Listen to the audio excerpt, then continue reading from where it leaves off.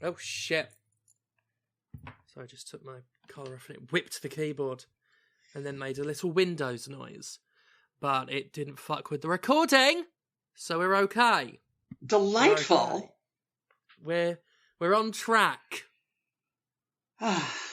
Just in time to derail the whole fucking show. That sounds fine to me. I mean, why break the habit of a lifetime? We've established a structure by now. Yeah, and that structure is no.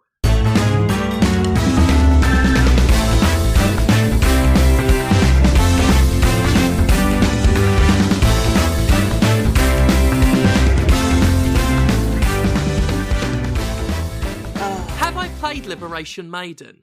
I feel like I'm not the one to answer this question. Well, the site I was working for at the time it came out, I wasn't the one who reviewed it. Sometimes that's how I know whether or not I've played a game, is did I review it? The question on this one is no. I didn't actually know Grasshopper Manufacture made that one. That's a bit of a shame, because that's a 3DS game, and it was on the store, and that was one of the ones I didn't download. Well, I could always just steal it. I'd have to. You literally have no choice. For King and Country, I have to pirate Liberation Maiden, a Final Fantasy story. It's not. It was published by Level 5. They had a whole bunch of little digital 3DS games. The Gildo 1 compilation, which that included Aeroporter, Liberation Maiden, Crimson Shroud, which I did download, and Weapon Shop de Omas, which I also did download. I have not played them because I did what someone with ADHD does. I downloaded a shitload of digital 3DS exclusives before the eShop closed, and then I didn't play them. I've done the same thing many times. There are physical games that I own that I have not taken out of their shrink wrap. I haven't played them. I think one of the more egregious ones, this is on my Steam library, which is, that's almost designed for games to be bought and not played. But when it was a new game, I downloaded Batman Arkham City. Oh, that was one of the good Arkham games. Yeah, weren't there 2 good Arkham games? Yes, there were exactly 2 good Arkham games. Because I loved Arkham Asylum. Best one. Arkham Asylum is exactly the game that 6-year-old Batman-obsessed me wanted. Mm-hmm. It was basically perfect for what it was, except for the terrible boss fights. But yeah, everything was moving to open world, so Arkham City was Arkham City, and I understand that. But the tighter environment of the first Arkham game, the titular Asylum, was better. You said tit. I did. And I said la, which... yeah. So anyway, Arkham Asylum. That was good. That was good. It also had the best Arkham Scarecrow. Because look, I like what's-his-face. The guy who ate the tomato in Lord of the Rings. Right? John Noble, that's his name. I'm amazed I remembered that. John Noble. He ate a tomato in Lord of the Rings. And it was very wet. And it was very sloppy. And he went at it like it was a Tomussy. And he chowed down on that Tomussy, Elsa, while Pippin watched. Yeah. And masturbated. Tomussy sure is a fucking word that you just said. With your mouth. It's how I eat them. Because the way I eat a tomato, right, is I'm going to bite into it a bit to penetrate it, right? And then I'm going to slurp at it, right, to get all the juice and the seed, the fertile seed out of it, right? And then I'm going to get my tongue in there just to get every last juicy drop of it. Like that, Tomussy. That is also how I go down on those who are vaginally blessed. Good to know. Yeah, I suck all the seeds out. I'm going to use that information. As well you should. I mean, in much the same way that I use the oeuvre of one Angela White. Oh, Angela White, the adult entertainment performer. Yes. Yeah, just in case anyone, any regular Trash Girl Diaries listener is unfamiliar with Angela White. She has huge boobs. Huge boobs. They're large. They're significant. They put mine to shame, and I don't often get to say that. Yeah, like, yours are substantial. They're large. They're absurd. Hers are Leviathan-esque. I have seen them destroy ships. I've seen them rise out of the waters and crush schooners, utterly scuttle them. I love Angela White's schooner scuttlers.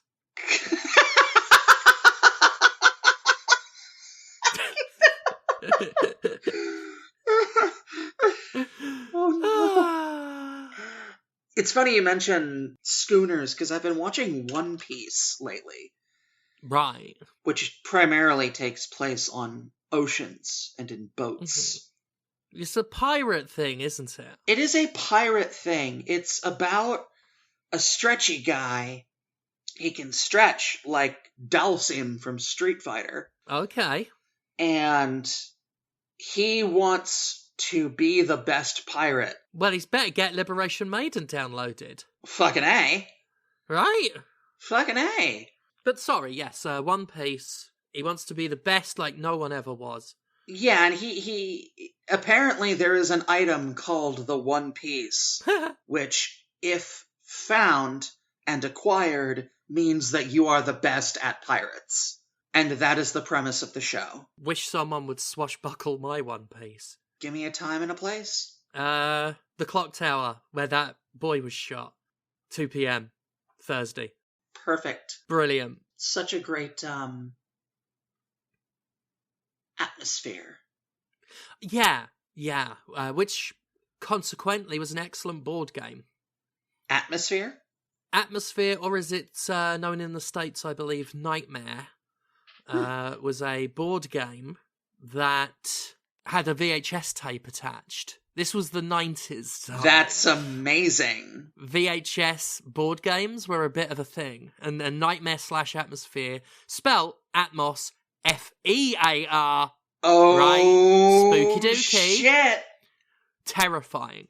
Basically, there was a Star Trek one as well that had a Klingon in it, but I didn't have the original Atmosphere. I had one of the sequels, Atmosphere the Harbingers, which came with a glow-in-the-dark t-shirt, which I wore until it rotted. Not continue. I didn't wear it for years, and it eventually sloughed off, covered in sweat and cum stains.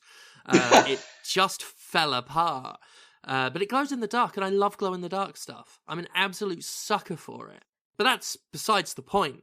The point being, Atmosphere was a really good idea. So it's a board game, right? You run around collecting things, running back home, like fucking glorified Ludo or something.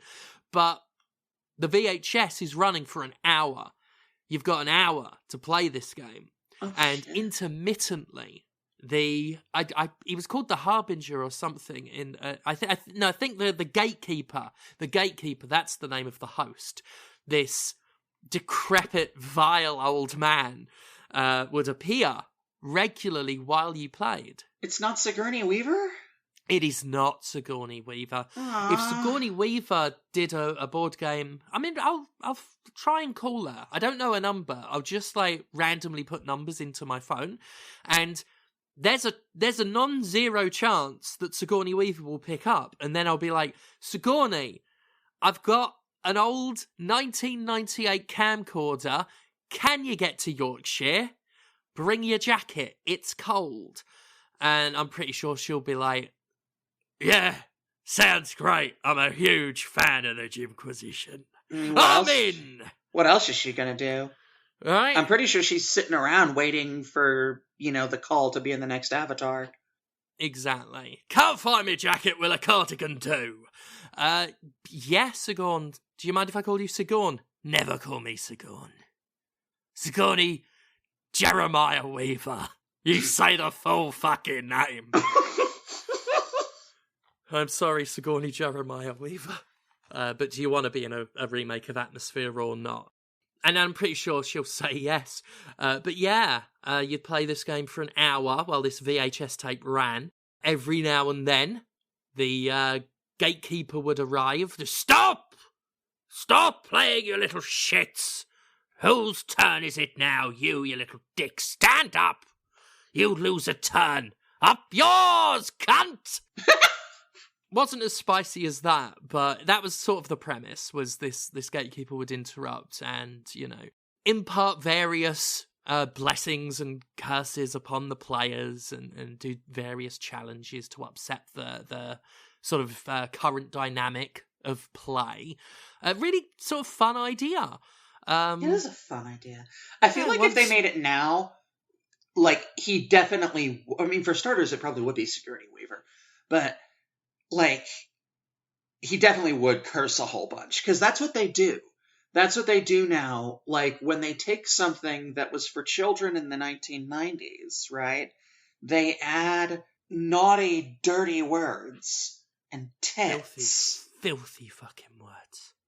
And then they sell it again to those same kids who were kids in the 90s and are now decaying and want to remember what it was to have hope. Yeah. Quite literally rotting from within. Yeah, pretty much. Like, once you hit 25, 30... Oh, you're done. I can feel it. I can feel that my body has already started to die. Mm-hmm. It does not get better. It does not get better. Well, it depends. I've had bad knees since I was 17. My word. It's terrible. It gets worse at certain points. Sometimes they just burn. Usually if I just, bend them a bit wrong, my right one especially, will just hurt like fuck. I'm debuting a pump handle slam soon, as Commander Sterling. And there's a fucking reason I don't go down with the move. There's a fucking reason I'm staying stood the fuck up and I'm just dropping them. Because I'm looking at a moveset that will not see me land on my knees. But anyway, they've been giving me trouble. Fee spent less than a minute fucking around with the knee. And it feels so much better. Oh. I think Fee might have powers. They might have healing powers. They might be some sort of white mage or something. Either that or they just know a lot about kneecaps and their hinges. Apparently, your kneecap is held on and moves up and down on a little groove that is less than 1 millimeter deep. It just slides on it. It's so flimsy. It's such flimsy design. Yeah. Apparently, they've been looking at the way I walk. And they could tell by the way I use my walk, I've got buggered knees. No time to talk.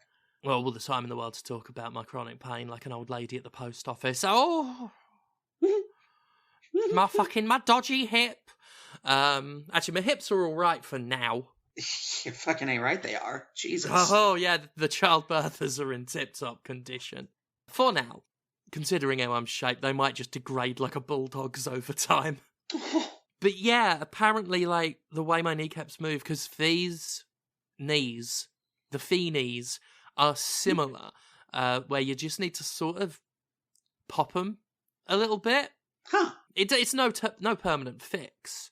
And my knees still suck, but they've been a little easier going. It's been a little bit better. So that's something. If you've got chronically bad knees, listeners, you might need to just shunt your kneecap a little bit. The idea squicked me out, but can't deny the results. So that's good anyway. That is good. Yeah, there was a Gildo 2 published by Level 5. Which had Attack of the Friday Monsters, which is another one I downloaded. I've heard amazing things about that. Didn't fucking play it. Bugs vs. Tanks. Didn't play that. Starship Dammery, a weird survival horror game on the 3DS that was got 58 on Metacritic, but I saw a lot of people say, oh, you should get it. Haven't played it. So I can't talk about any of the games I've actually mentioned on this video game podcast. Well, but yes. You can... I mean, because I've only played 2 games from Grasshopper Manufacture. Both of them were directed by Suda51. Indeed. And this is by listener. We see there's always a point. There's always a track. We may fall off it, Elsa and I, but we always find our way back to it. We're professionals. We're professional bullshit artists. And we emphasize the word artist. Just a little less than we emphasize the word bullshit. But we are artists, and we know what we're doing, and yeah, we're talking a little bit, nominally, about Grasshopper Manufacture and the directorial works of Suda51, because I've had them on my mind lately. So yes, you have played, did you say 2 games? Yes. I've played a few more. And I have very positive things to say about one of them, and mildly positive things to say about the other. Yeah, Suda51 and Grasshopper in overall, kind of genius, fucking spotty on the quality front. Yeah, and a great example of that actually is when you look on paper at a game like Shadows of the Damned. Yes. Like, wouldn't you expect it to be, like, it's like a fucking dream team project. It's like Akira Yamaoka, who did the music from Silent Hill, and Shinji Mikami, I think, was involved. You are right, yes, Shinji Mikami. So it's Shinji Mikami who directed Resident Evil, most of the Resident Evils.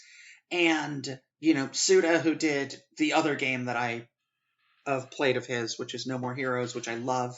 Love, love, love No More Heroes. It's the only game that I played on the Wii where the motion controls didn't make the experience worse.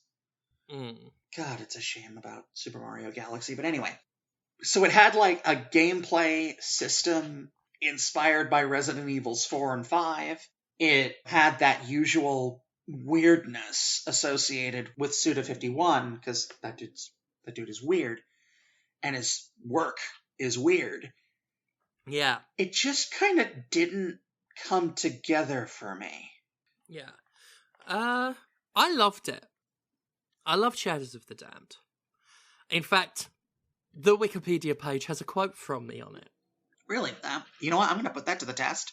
I don't know if I'd quite write like this these days, but apparently I said, because I can't remember anything I've ever said or done, but I said, this crack-brained horror romp takes camp to a new extreme and wants you, the player, to have nothing but fun the entire time.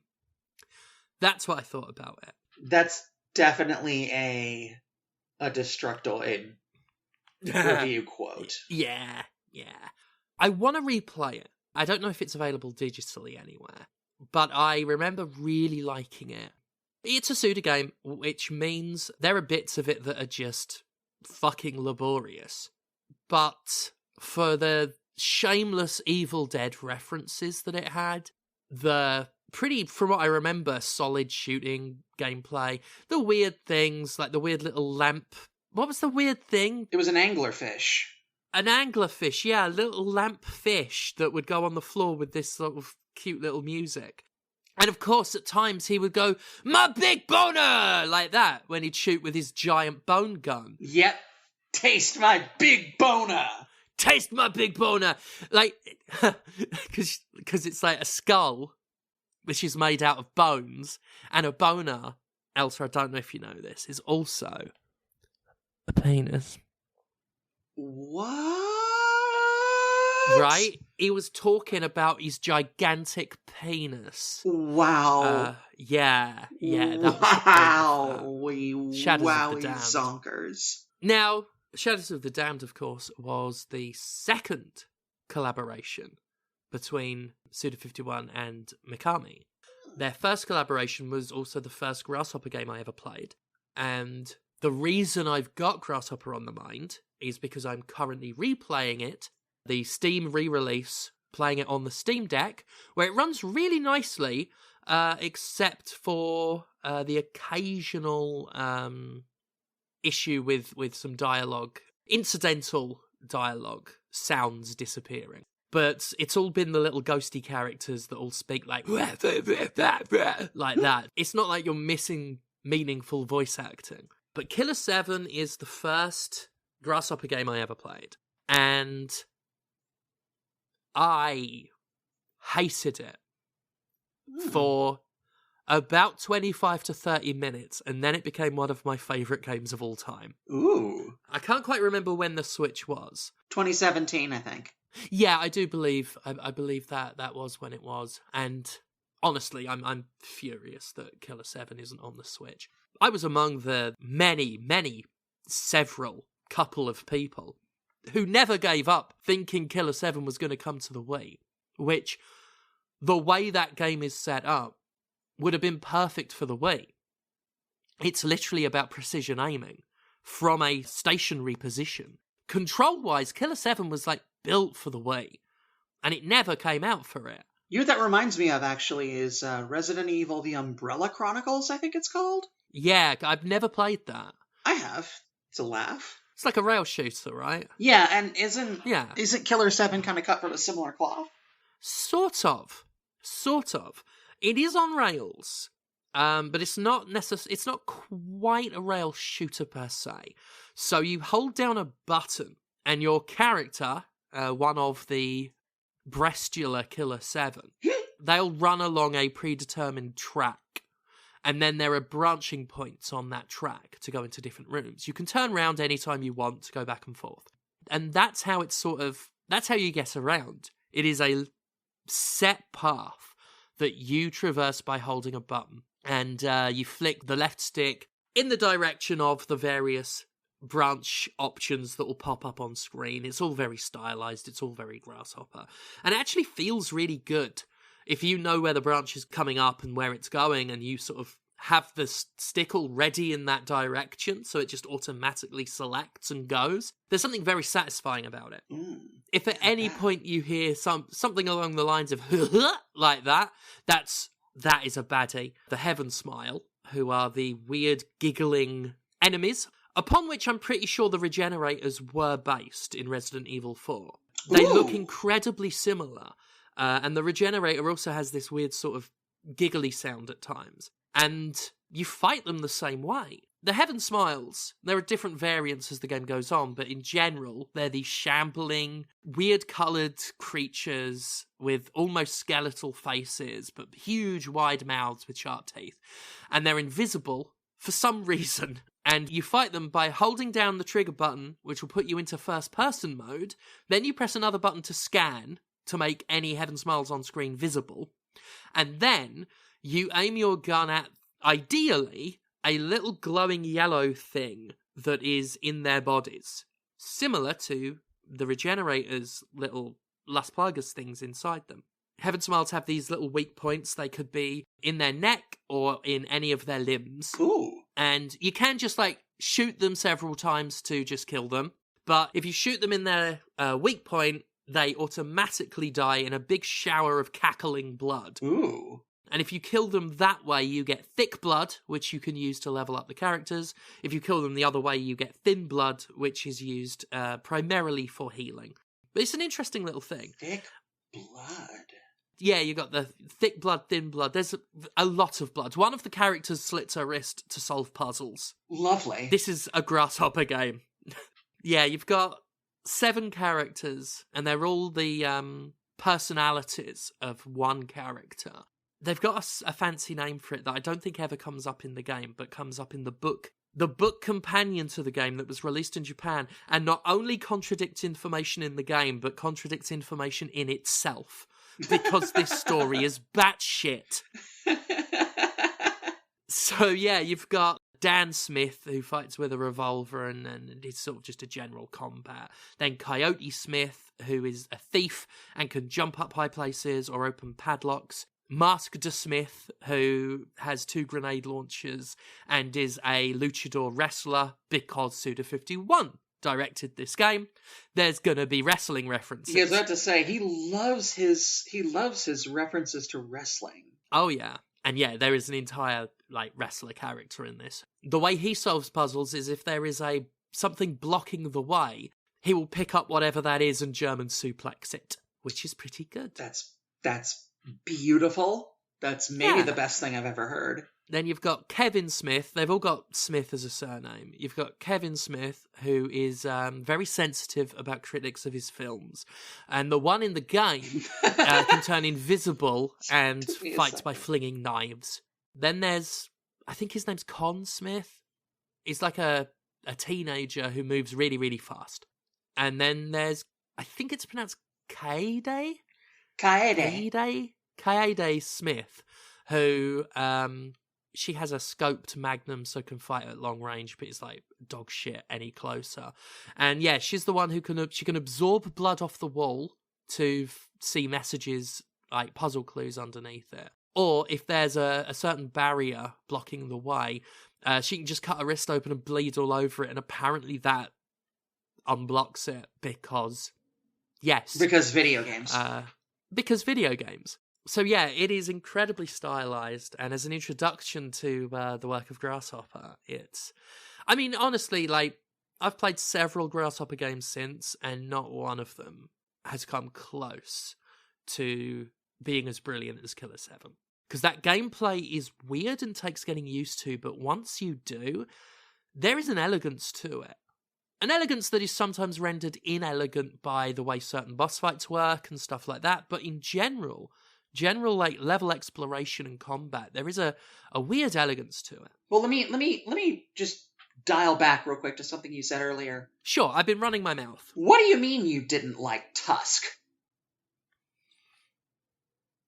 What? The Kevin Smith film Tusk. That took me a moment. I've not actually watched Tusk. If I were to recommend any Kevin Smith movie to you, it would be that. Everything I've seen and heard of it suggests it's a film I'd find very interesting. It's basically a trauma horror movie, but Kevin Smith done it. So there's lots of cursing and sex. Oh, I love cursing and sex. Sometimes I have sex and while I'm doing it I go, oh, fucking hell.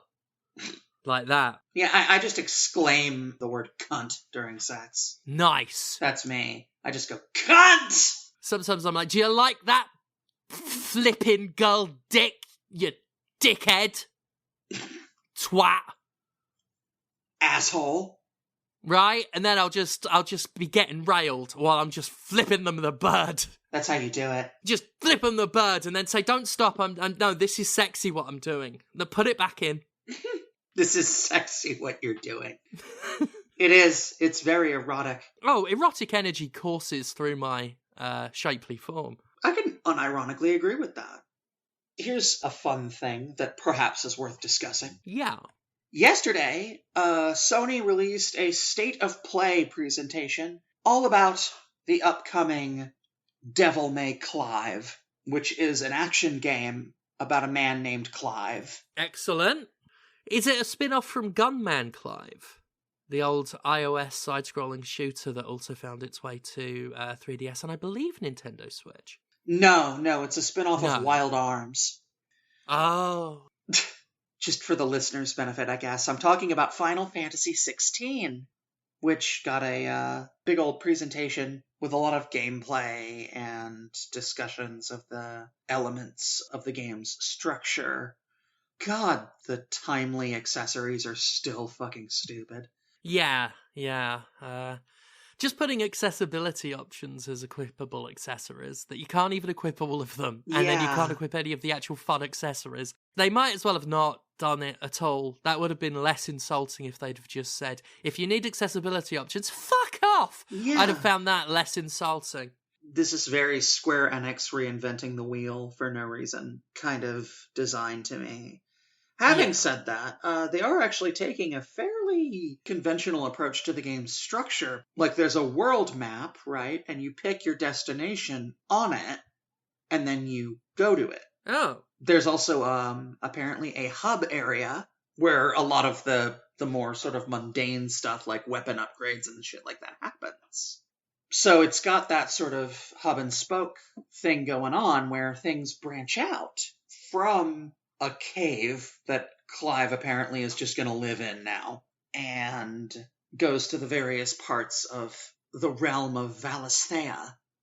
Having said that, the game does look like it's going to be a lot of fun. Yeah. I didn't see the State of Play because I just have that level of contempt for video game events, news, happenings, products, software, because I'd rather just sit and eat a biscuit. I happen to think that the best tweet ever twat came from you. And you said, all people who play video games, anyone who has ever played a video game, smells of poo and wee. They do, though. Oh my god, have you ever smelled the poo and wee? I have someone who has heard of a video game. I have smelled the poo and the wee, and depending on the video game, a bit of sick as well. Oh god, yeah. Devil May Cry fans are notorious for spewing a bit of vom down themselves. All the time. Actually, you know what's funny is, in my favorite Devil May Cry game, DMC Devil May Cry, like, near the beginning of the game, like, somebody's banging on the door of the trailer that new Dante lives in, and he answers the door and he's nude. Yeah, I liked that. I liked that as well. I found new Dante very attractive. Yeah. Actually, I'm right there with very you. Attractive. I would... As far as blokes go, he ticks a few of my boxes. He can tick my boxes. Oh... Isn't it, though? Isn't it, though? For some reason, when I replay that scene in my mind's eye, he always answers the door and then immediately bends forward and throws up. I don't know why. It's just, that's the way it should go in my heart. And so when I think about it, like, the door opens, he's got, like, the sun in his eyes, and then he's just like... just all on the steps of the trailer in front of that girl. Well, I've been arguing for close to 2 decades now that Devil May Cry would have been better as a series if its predominant feature was every now and then Dante would throw up a little. Not a lot. Not like a huge rainbow yawn. But just every now and then just sort of like looks to the side and just goes... like that. Just... So here's my question. Yeah. Would you say that that Virgil would throw up as well? No. I think he, every now and then, and it'd have to be less frequent than Dante looking to the side a bit and going, every now and then, it's just made very obvious via animation that he's cummed his drawers. And he's trying to make it look like he hasn't cummed his drawers. That sounds about right. Virgil has that kind of energy. Yeah, like he'll be like slashing away at some demons, and then just stop at a moment just to go, and then just goes back to the combat. Does he? I bet if it happens enough in one level, he makes one of those Ahagio faces, and he just goes, bleh. I'm motivated. Bleh. I think that would have been like a good reward for the player is if at the end of Devil May Cry, Virgil finally like just knocks one out. Like rather than like constantly edging himself and engaging cum denial and not being very good at it. So he's just constantly like coming in his drawers. If at the end he was touched like a Virgil for the very first time, then I think the player would find that incredibly satisfying, as would Virgil. Oh. Huge mighty spray instead of like leaking little wet waking dreams in the middle of a fight. Just a geyser of semen, Stephanie. Yeah. I think between Dante throwing up and Virgil coming himself, Devil Spray Cry would have been a much more successful franchise. Yeah. Yeah. So, Final Fantasy 16, which I realise 3 episodes into this podcast, we are at risk of becoming a Final Fantasy fan cast. Like, I was actually going to resolve to not actually talk about Final Fantasy in the third episode of the Trashgirl Diaries. Right. But then yesterday, the state of play happened. The state of it. The fucking state of it. And it ruined my plans because I can't not talk about Clive. Y'all did a bit on Podquisition 2.5 years ago. Laura, I think, said, like, I'm just imagining him just sat doing a crossword. Oh, hello, it's me, Clive. And so since then, for the past 2.5 years, that has been Clive in my mind, a cryptic crossword / fly fishing enthusiast from one of the more boring cities in England. Hull. I don't know why my mind immediately jumped to Scunthorpe. Oh, Clive is a very Scunthorpe name. Hello, Clive, I'm from Scunthorpe. Who wants to play Travel Scrabble?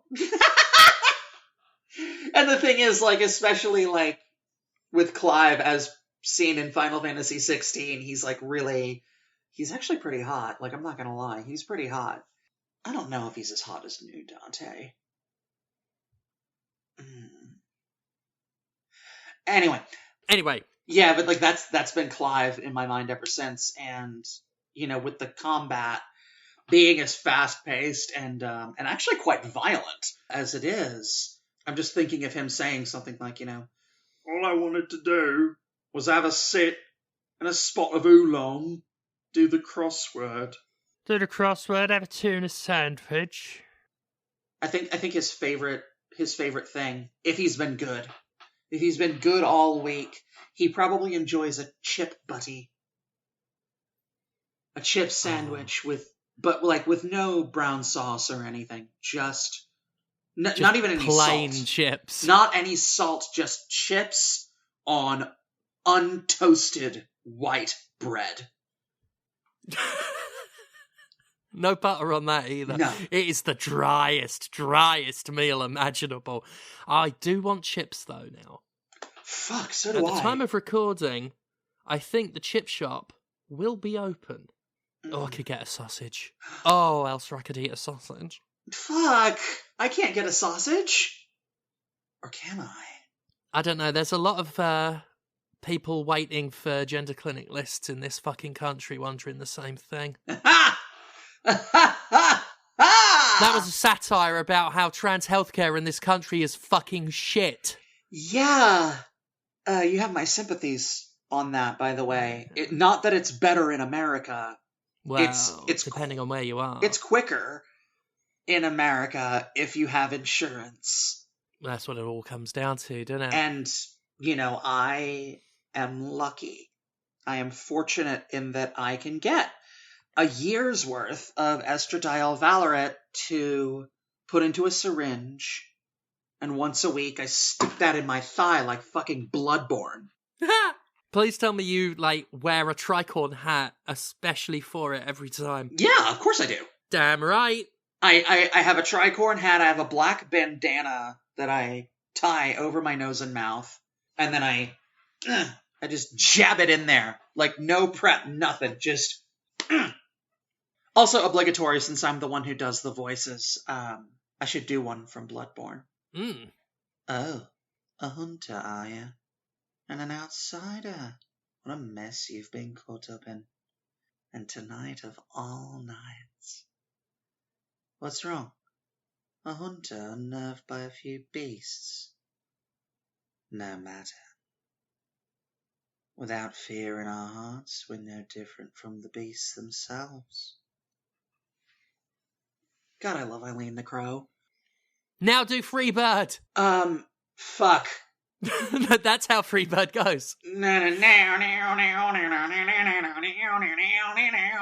That's all I know. And then it goes, oh, fuck. And then it goes, because I remember, I actually have a very specific memory of that very long guitar solo from Freebird. Yeah. Playing while I was playing Mass Effect.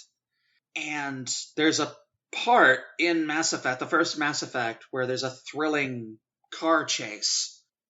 Having that play while Freebird is playing, almost alleviated the frustration that's just intrinsic to playing Mass Effect. I'm trying to remember which game used Freebird in a trailer.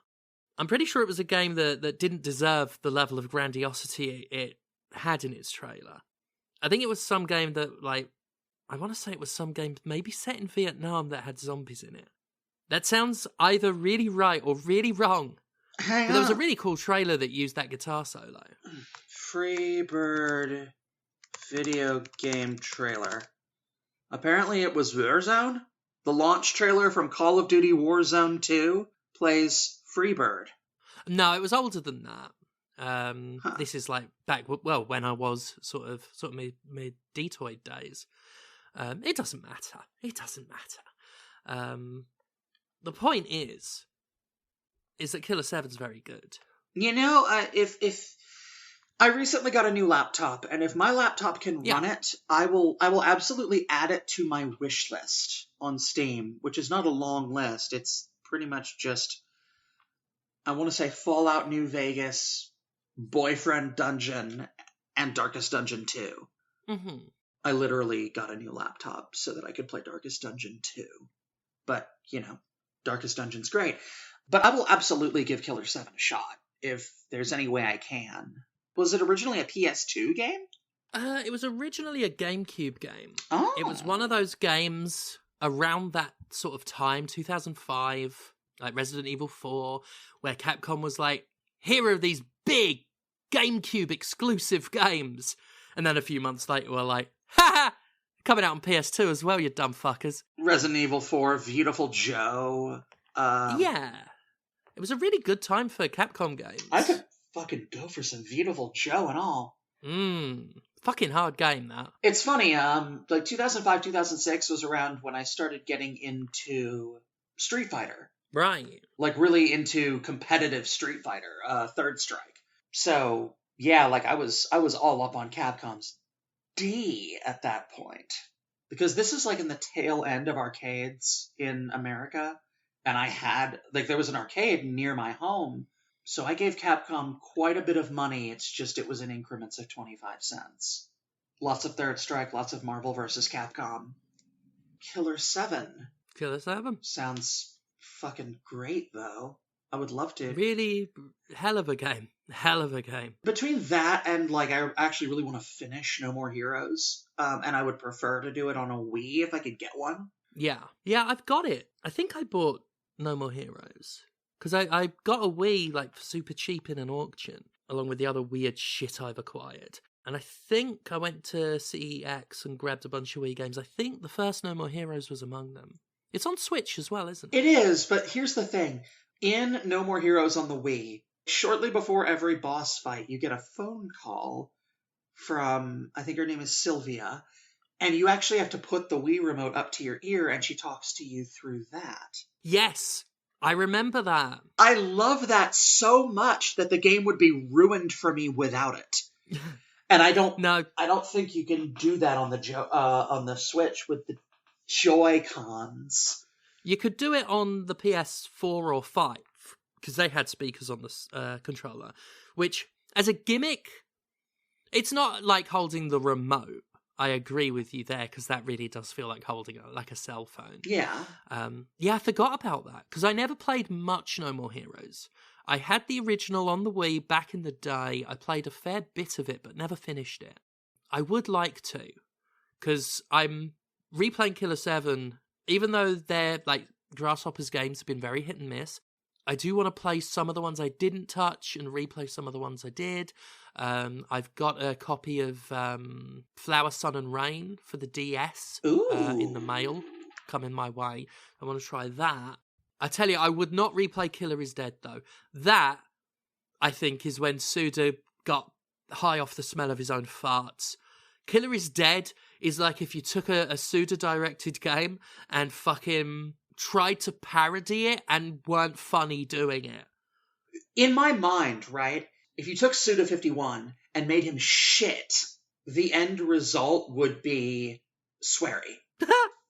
Like, and I have an immense amount of contempt for sweary. I've said before, I really just, I can't abide his weird sexual fixation on trans women being introduced to psychological and or bodily harm. that's like his whole thing in like 3 of his games, if I'm not mistaken. I recognize that it's sort of an emotional reaction for me to have, very visceral. But like I do feel like there's a lot of that very quirky, very atypical sort of nature that goes into Suda51 and sweary games, with the big difference being that Suda51 appears to have played a video game before. He does know how they work. And sweary, from what I'm given to understand, because I have not played Deadly Premonition, like it is a sum of its parts type of deal, where like it's a bunch of weird kind of crap disparate elements that come together to form something better, but only when taken in its entirety. That's just what I've heard about Deadly Premonition, and I can't confirm it because I haven't played it and I don't super want to. Yeah, I mean, obviously, my history with Sweary's games is well known. I am credited as one of the big reasons Deadly Premonition, the first one, got the traction it got and the recognition it got. Yeah, there was some questionable shit in there. But then, of course, he did the game that I've suddenly forgotten the name of, The Missing, which got a lot of praise for its sort of trans rep. And then Swery seemed to think that made him an expert, even though he had a consultant for that. And then with Deadly Premonition 2 just got obscenely offensive. And not just about trans stuff, several other things as well. And it's just a shame. And, you know, then he bothered Laura on Twitter a whole bunch. And just, it's sad. Yeah. But yeah. Killer is Dead is very pseudo-really sweariest, I think. A far cry from Lollipop Chainsaw, which is... I like that game. Probably their best work. Like, Suda's best work as a director on a game. Actually, did he? Because Suda's involved in a lot of these games, but they're all different developers listed. But this is the Grasshopper page. Yeah, they did that. They did Lollipop Chainsaw. That's probably their most video game. It's the most straightforward. It makes sense. And it's a lot of fun. That. And I interviewed James Gunn about that because both James Gunn and Jimmy Urine liked my review. Although, you know, it's not much of a brag anymore, Jimmy Urine. Oh, yeah. James Gunn's still a bit of a brag, but not Jimmy, which is a shame because I did like quite a few mindless self-indulgence songs, but then it turned out he was a dickhead. So I really like Lollipop Chainsaw. I've got some old Lollipop Chainsaw stuff. Because this is back in my sort of... when I was a game reviewer of one who was, let's say, acknowledged by the game industry rather than safely ignored. They used to send all sorts of weird press kits and stuff out. I had a USB drive. It actually got broken in the move to the UK. But I had a USB drive, and on top was like a little tiny snow globe attachment that was the head. Yeah, Juliet's boyfriend's head that is hanging on a belt in the game, and it's just floating around in this little globe. I think I've got the disparate elements of it, so I could put them together maybe. But yeah, I've got I think I've still got the original lollipops that were in that press kit. Oh my God. Along with a big folder. Somewhere I might still have the foam glove for the Sam Ramiro Knights team, the high school team. Just a whole bunch of random Lollipop Chainsaw tat.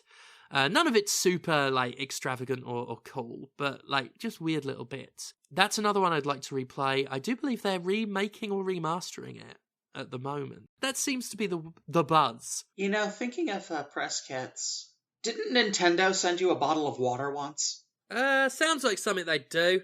Yeah, there's a video of it, where... Oh, yeah! Yes, they did.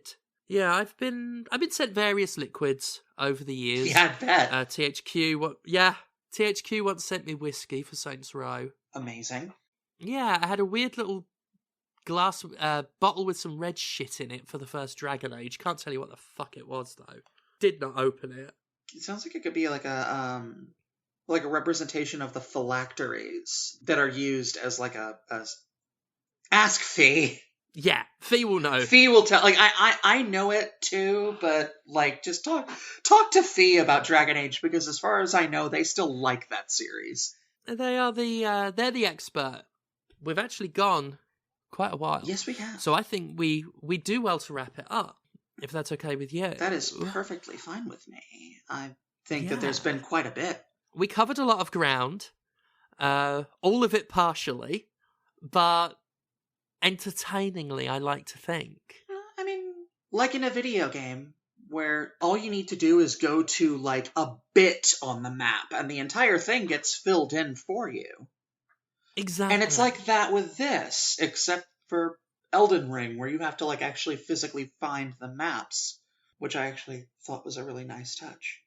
I think that the big takeaway from this is, if you were to watch a Kevin Smith movie, I recommend Tusk over any of the other ones, because it's about a man who gets turned into a horrific man walrus, and Michael Parks is very, very good in it. I mean, that is one of my kinks. Mine too. I'm well known for my man walrus fetish. There's a lot of close-ups. A lot of close-ups. You will get Yeah? your cummy's worth.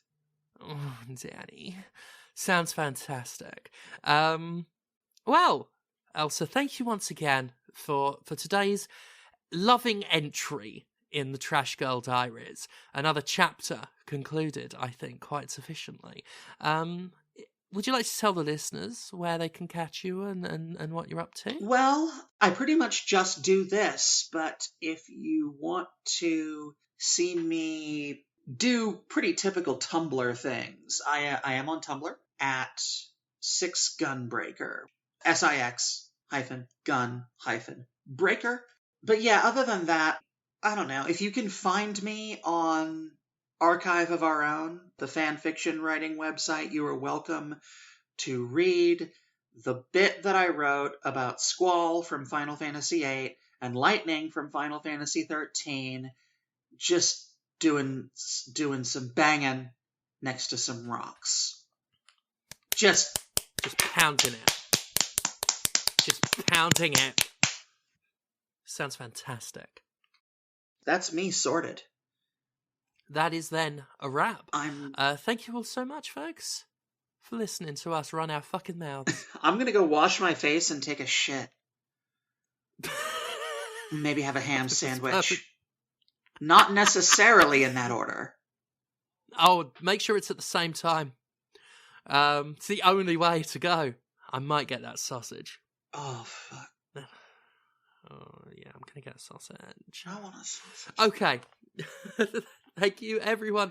We'll see you for another chapter of the Trashgirl Diaries next time. Bye. Ta-ta!